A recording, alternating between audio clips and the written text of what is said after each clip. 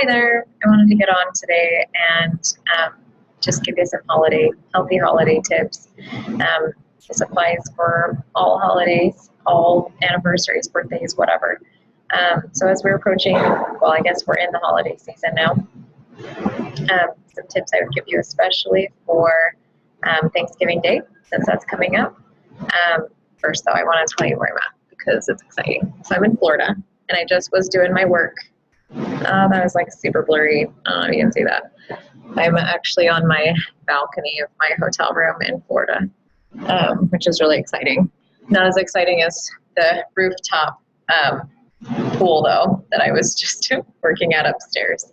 Then I came back down here. So a super sunny, bright Florida. Anybody who lives here, super jealous.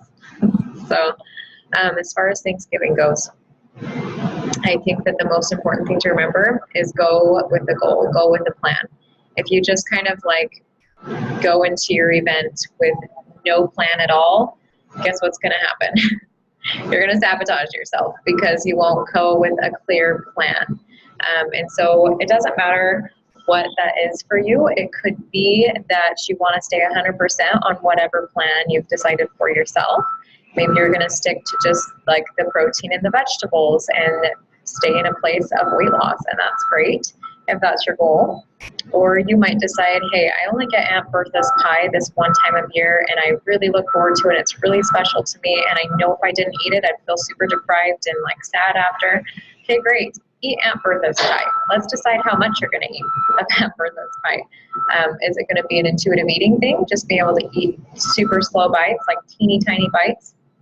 So you're tasting it and enjoying it. You're not talking to everybody around you. So like you're not even tasting it, right? So much of the time we're mindlessly eating. So especially when we eat the stuff that's not fueling our bodies, we should be totally present with our food. Stop talking to the people around you. Like really think about those bites that you're having. Think about the taste, the texture, everything. And guess what? You're going to have so much more satisfaction and enjoyment out of that, and pleasure even, than you will if you're just like shoveling it in your face, eating like 4 pieces of pie later. You're like, oh my gosh, I didn't even like taste that. Anybody ever have those moments? I do. I did a lot before this program. Those moments are a lot less now. And so just being able to be really present and mindful with that food. Another thing is, especially if you, well, no, both ways, I would say this. Really take a step back and think about this event as you're there communicating with the people you love. Like just let yourself like feel that love that you have for everybody around you and the enjoyment you're having out of the conversations that you're having, because that's the stuff that we actually crave. Like when I used to think about, oh, Thanksgiving dinner, that's like when I get these like fluffy white rolls and like these pumpkin pies and like whatever it was that I was looking forward to, stuffing, like I was thinking like, that's what makes this day great. And yeah, maybe that brought me some pleasure, but really what brought me that lasting satisfaction, the thing that I was craving and excited about for that event, was the conversation, everybody I loved getting together for a meal. Like that was what I loved. It was all of that. It's just that my brain started associating food with that. And so guess what? You can have that same satisfaction like without eating any of that food or mindfully eating that food. Like I used to like purposefully go into Thanksgiving thinking I'm going to eat a ton when I'm there, because that's what makes Thanksgiving. I won't enjoy myself if I'm not having to be like rolled out of there sick to my stomach. But the last 3 years I've been able to go to Thanksgiving and eat mindfully and leave there feeling like, wow, I got all of the really great things about this, enjoying everybody I was with, but also be able to not feel sick. So it was even better than all the other years.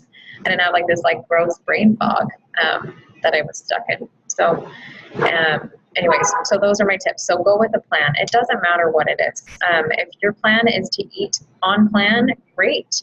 That's perfect. Like that'll be awesome for you. If your plan is to go and eat off plan, great, perfect.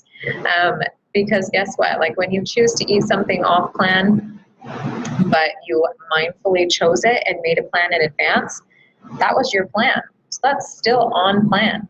And it's a really amazing mindset shift when you can think of it like that, because when you eat that piece of pie or that roll or whatever, you're not going to go crazy. You're not going to get into that dieting mentality of like, well, I already ruined my diet or my plan by eating one roll, so now I'm just going to eat 20. Speaking from personal experience, okay. That's what we're going to avoid when you can say, I'm eating on plan. This was part of my plan today, was to eat Aunt Bertha's pie or to eat these couple white dinner rolls. I mean, whatever it is for you, just go with a plan, and then also have an accountability partner. Because if you run into Thanksgiving dinner with no plan, no accountability partner, it's all not going to play in favor for you. So here's the really cool part. You tell me, and I want to hear how you do afterwards. Shoot me a text. Tell me, like, written out, these are my goals for Thanksgiving, whatever that is for you. I'm not going to be the food police here telling you that that's a bad goal. Like, if you want to have 5 rolls instead of your 10, awesome. If you want to have no rolls and no pie and stick to the meat and vegetables, awesome. Like, I'm going to be equally as proud and excited for both of you. So, or like both choices. So anyway, just go with the plan. And then tell somebody. And if I'm not that person, that's totally fine. Tell your husband, tell your wife, tell your friend, tell your cousin, whoever it is, somebody that will legitimately ask you after, how was it? How did you stick to your goals, right? And just knowing that you've put your goal out there is huge. Also, you can write it in the Healthy and Free community Facebook group and put it out there as well. And then post when you did it. Because there's nothing better than that satisfaction of knowing that you kept a promise to yourself, whatever it was. So those are my 2 biggest tips, is just go with a plan and like literally write it down. It's not a plan unless you write it down, okay? And then tell somebody. And that can be me or it can be somebody else. It doesn't matter. Just somebody needs to know.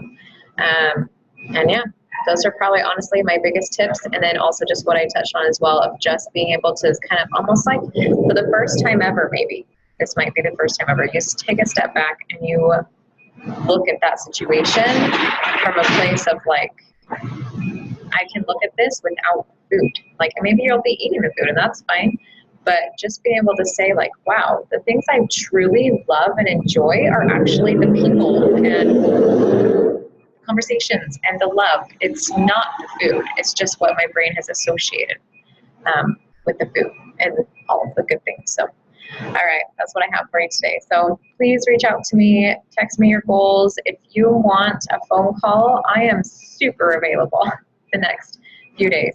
So shoot me a text, tell me, hey, I want to chat, and we can figure out a time. Even if it's the next few days don't work for you, I'm available after that too. And I always love talking to my clients. So let me know when works, and then shoot me a text with your specific Thanksgiving goals. And if you want me to be your accountability partner, if you have a different one. So, all right, thanks. We'll see you guys.